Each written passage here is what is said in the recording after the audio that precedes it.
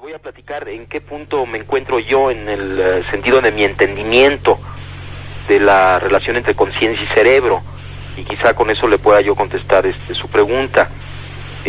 Bueno, en primer lugar, es muy claro ya que nosotros interactuamos con una matriz informacional, con un campo informacional, el cual contiene toda la información en cada una de sus porciones.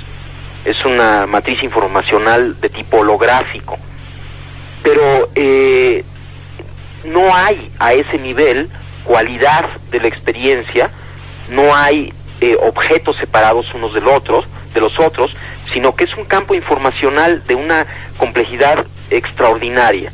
Nuestro cerebro interactúa con este campo informacional que algunos le llaman el campo cuántico, otros como David Bohm le llamaba el orden implicado, la teoría sintérgica le llama el campo sintérgico, en fin, no importa cómo se le llame, los físicos actuales están hablando de un campo preespacial. El cerebro interactúa con este campo y a partir de esta interacción, como una resultante final del procesamiento cerebral, aparece la realidad perceptual tal y como la conocemos. Esto es, los objetos con sus colores, con sus formas, con sus texturas. La información de estos objetos se encuentra en esta matriz informacional, pero no la cualidad. El cerebro está encargado de alguna manera de decodificar este campo informacional y la resultante final es la realidad perceptual. Ahora, nosotros en general tenemos la confusión de ver la resultante final en lugar de como resultante final como estímulo primario, y esto resulta de una incapacidad de acceso al proceso. En otras palabras, la resultante final de la interacción del cerebro con la matriz informacional, esta realidad perceptual, se encuentra en el punto final de un proceso, y nosotros como percatadores, como observadores, como testigos, nos encontramos en este punto final. No tenemos acceso a cómo se crea la realidad perceptual, sino solamente a su resultante final. Y de esta confusión resulta el hecho de que pensemos que esta resultante final no es nuestro producto. Ahora, desde este punto de vista, la capacidad cerebral ya a este nivel, o sea, esta impresionante decodificación que hace el cerebro de la matriz informacional para dar lugar a la realidad perceptual, ya es algo que ni siquiera alcanzamos a entender cómo hace el cerebro para lograr este portento, este milagro de la realidad común y corriente, de lo que vemos como una imagen visual, de lo que oímos como un sonido. Son tantas las operaciones cerebrales que se requieren para lograr este verdadero milagro, que es la realidad cotidiana, que yo ya desde ahí me atrevería a decir que estamos ante un mecanismo, el cerebro humano, con capacidades prácticamente ilimitadas. Pero no se requiere ir más allá, o sea, sino simplemente considerar que esta matriz informacional que el cerebro decodifica es tan compleja, y es más compleja todavía la realidad perceptual, para quedar asombrados, ¿no? Para quedarse asombrados de la capacidad que tiene el cerebro para realizar lo más común y corriente, que es nuestra percepción visual, auditiva, etcétera, etcétera. Ahora, si ya nos vamos a funciones más complejas, bueno, pues la cosa se complica todavía más, ¿no? De tal forma que sí, desde un punto de vista fisiológico, no alcanzamos ni siquiera a entender cómo hace el sistema para funcionar en la manera cotidiana en la que lo hace, de tal forma que atreverse a decir que hay un límite para este funcionamiento, yo pienso que es demasiado atrevimiento. Evidentemente, los trabajos de Jacobo Grinberg, lo más importante quizá, están dedicados a estudiar a los chamanes mexicanos. ¿Cuáles son las experiencias de chamanes que más le han impresionado? Mire, es una pregunta que le agradezco mucho, porque me va a permitir, a través de este intento de explicación, entender muchas cosas que hasta ahora he tratado de entender sin mucho éxito. A mí lo que más me ha asombrado de todo el estudio que he hecho de los chamanes de México es que estos personajes extraordinarios funcionan o parecen funcionar en una realidad que no tiene pasos intermedios, en donde no hay proceso. Por ejemplo, Pachita es uno de los casos más asombrosos que yo pude atestiguar. Yo trabajé con ella varios meses. Pachita, venía un paciente a verla, por ejemplo, alguien que tenía un problema pulmonar, y entonces si ella decidía, de alguna manera podía percibir directamente lo que le sucedía al paciente y lo que el paciente requería para mejorar. Si el paciente necesitaba, ella hacía una operación en donde extraía los pulmones enfermos e injertaba pulmones sanos. Ahora, esto es inconcebible. Vamos, la cirugía actual ya empieza a hacer este tipo de operaciones, pero la forma en la que Pachita hacía estas operaciones era con prácticamente las manos vacías. El único instrumento que utilizaba era un cuchillo de monte, muy burdo, muy grande, y además las operaciones eran realizadas en minutos, era casi instantáneo, ¿no? Lo que se hacía. Y yo cada vez que veía esto y otras operaciones que están descritas en este libro que usted acaba de mencionar, me asombraba cada vez más de la inexistencia de pasos intermedios. Esto es, Pachita sacaba el pulmón enfermo, injertaba el otro pulmón y listo. De alguna manera todo quedaba arreglado, como si no hubiera necesidad de una serie de procesos que normalmente uno supone que deben de ocurrir para la interconexión de los órganos injertados. Y al preguntarle al Pachita qué pasaba, cómo es que hacía este portento, ella decía que el proceso simplemente ocurría así. No solamente operaciones de pulmón, sino de corazón, de cerebro, cosas verdaderamente extraordinarias, siempre tenían esta característica en donde parecería que Pachita estaba localizada como ser sentiente, como ser sensible, en un nivel de la realidad en donde lo que ella deseaba ocurría. No había ningún mecanismo aparente, ¿no?, entre su deseo y la realización del deseo. Y si su deseo era materializar un objeto, el objeto aparecía mágicamente de la nada, o si su deseo era desaparecerlo, también ocurría. Esto era lo más asombroso, y a mí a lo que me ha llevado después de muchos años de reflexión este portento, ¿no?, que hacía Pachita, y otras cosas que han hecho otros chamanes, que sería muy largo de platicar. Esto lo he publicado en México en 7 volúmenes que se llaman Los Chamanes de México.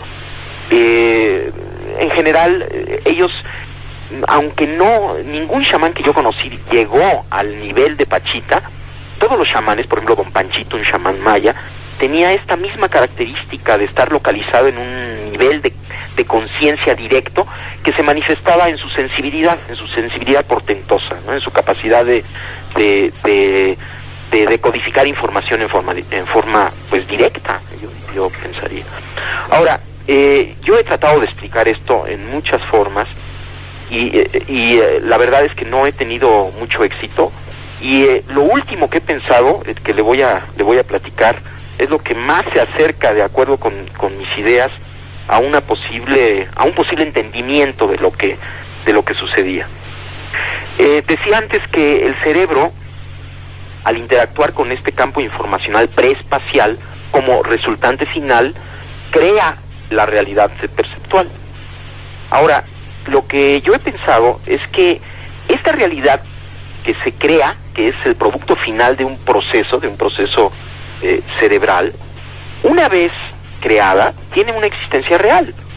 Esto es, lo que estamos viendo, los colores, las formas, existen en el nivel en este nivel que estoy mencionando. O sea, son al mismo tiempo un producto final de un procesamiento, pero ya que está esto, tienen existencia real, pero existen como conciencia, no existen como materia, sino existen como conciencia.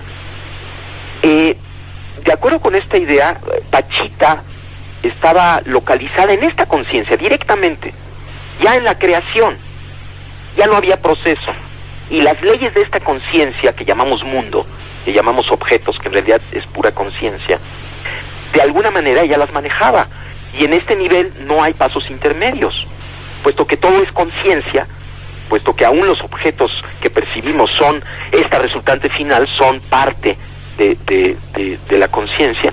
Entonces, si uno está totalmente localizado ahí, si uno no tiene ninguna duda acerca de que la realidad es ese nivel, entonces uno simplemente funciona en ese nivel con las leyes de ese nivel. De tal forma que esto es lo que yo estoy empezando a concluir después de 15 años, ¿no?, de estar pensando acerca de y tratando de explicarme qué es lo que sucedía con Pachita. Y si se fija, la explicación es de lo más sencilla que hay y al mismo tiempo de lo más complejo, como creo lo que tiene más valor, ¿no?, que es al mismo tiempo muy simple, muy sencillo, pero al mismo tiempo muy complejo. Quizás su teoría sintérgica sea el puente perfecto para entender la realidad entre el universo cuántico subatómico y el orden implicado de David Bohm. Exactamente. Y además yo pienso que es el inicio. Para mí se ha convertido esta nueva idea que estoy teniendo en una fuente inagotable de aventuras de la conciencia, en mi propia conciencia, porque obviamente esta idea no es nada más intelectual, ¿no?, sino viene de una vivencia, y estoy intentando vivir en ese nivel, ¿no?, intentando recordar todo el tiempo esto y ver qué es lo que sucede, y es verdaderamente precioso, ¿no? Uno acepta esta realidad como un milagro, como una creación, como parte de la conciencia, se santifica lo cotidiano. Hay una serie de efectos muy bellos, ¿no?, que todo se llena de amor, hay una hermandad enorme entre todo, porque uno entiende que en ese nivel todo está unificado. Los estudios realizados a chamanes como Rodolfo Flores, que estuvo en nuestro programa, recordarán nuestros oyentes antes de verano, unen la ciencia con la unidad espiritual de conciencia que ellos perciben. Definitivamente sí. Mire, la teoría sintérgica afirma que dentro del procesamiento que el cerebro hace para construir la realidad perceptual, uno de los últimos procesos es la creación del campo neuronal. El campo neuronal es una matriz, otra vez, pero resultante de la actividad cerebral. O sea, es una matriz de interacciones entre todas las activaciones de las neuronas de nuestro cerebro. Entonces, la teoría sintérgica afirma que este campo neuronal interactúa con la matriz preespacial, y a partir de esta interacción aparece la realidad perceptual. Esa es la teoría sintérgica. Ahora, dependiendo de las características del campo neuronal, de su sintergia, específicamente de su coherencia y de su densidad informacional, de su frecuencia, será el nivel de interacción congruente con el campo cuántico.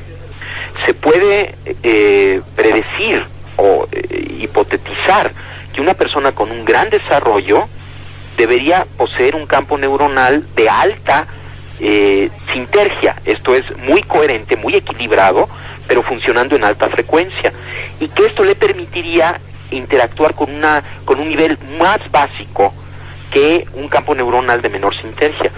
Lo que vimos en el cerebro de don Rodolfo, que indudablemente es una gente extraordinariamente desarrollada, confirma lo que acabo de decir.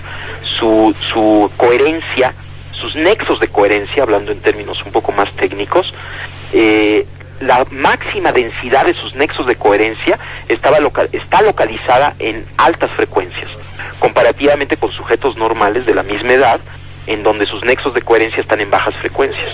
De tal forma que la evidencia que estamos obteniendo a nivel de laboratorio está confirmando la teoría sintérgica y avalando todas estas ideas que he mencionado. Los estudios, como decimos, han sido muy complejos, muy largos, han sido muchos años dedicando Jacobo Grinberg a los chamanes, a la interacción del mente con la materia. ¿En qué momento de sus investigaciones se encuentra? Estoy entendiendo esta realidad como conciencia, ¿no?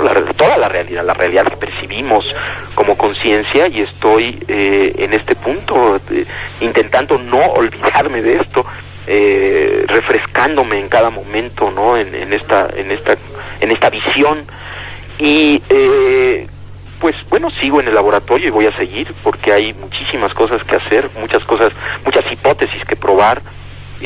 Por ejemplo, en este momento vamos a iniciar estamos pidiendo fondos porque esto va a salir muy caro y no tenemos los fondos, pero esperamos que alguna organización nos ayude a estudiar si existen interacciones directas entre el cerebro de delfines y del ser humano, de tal forma de poder tener evidencias experimentales acerca de no solamente la existencia de interacciones entre cerebros humanos, que ya tenemos suficiente evidencia, aunque seguimos en este campo, sino si existen interacciones entre el ser humano y otras especies, que la hipótesis, la predicción es que sí existen, que existe una unidad de todos los seres. Esa es una cosa que estamos iniciando. Otra cosa es que estamos esperando una profesora de la India, una colega, que está muy interesada en el estudio del potencial transferido, de la interacción cerebro a cerebro, pero ahora vamos a intentar hacer un experimento a larga distancia entre la India y México, y ella va a estar 3 meses en el laboratorio para pues quedar de acuerdo, entrenarnos ambos, tener toda una metodología, y vamos a ver si podemos hacer el experimento de potencial transferido entre India y México. Esto es muy importante porque una de las consideraciones del punto de vista que le acabo de mencionar es que ya como conciencia existen leyes particulares de la conciencia que no necesariamente son las leyes que conocemos o que conoce la ciencia física. Y aunque en este punto hay un acuerdo, podría haber un acuerdo, y una de las leyes de la conciencia es la no localidad, que sí se observa en partículas elementales. La paradoja Einstein-Podolsky-Rosen indica que entre partículas elementales hay efectos de interacción no local. ¿Qué quiere decir interacción no local? Quiere decir que existen interacciones instantáneas a distancia, que no pueden ser explicadas por la teoría de la relatividad ni por ningún sistema de información que mande información de una partícula a la otra, sino solo si consideramos que en un nivel existe una unidad. Entonces, bueno, estamos trabajando duro, hay todo un equipo de colaboradores que están muy entusiasmados, ¿no?, trabajando en el laboratorio, y estamos empezando a preparar un nuevo libro. De hecho, bueno, en México apareció un libro que se llama El Yo como Idea. Una porción de este libro, espero que ya haya aparecido en España como El Sabor de la Iluminación, de Editorial Sirio. No sé, creo que ya debe de haber salido. Y estamos preparando un nuevo libro, ya es un libro coeditado, que se va a llamar La realidad como conciencia y la conciencia como realidad, en donde se van a manejar todas estas ideas de la realidad como conciencia, pero al mismo tiempo como producto final de un procesamiento, y la conciencia como realidad. De tal forma que hay pues muchas cosas que hacer, gracias a Dios, mucha curiosidad, ¿no?, por seguir avanzando, y con mucho agradecimiento por todo lo que está sucediendo.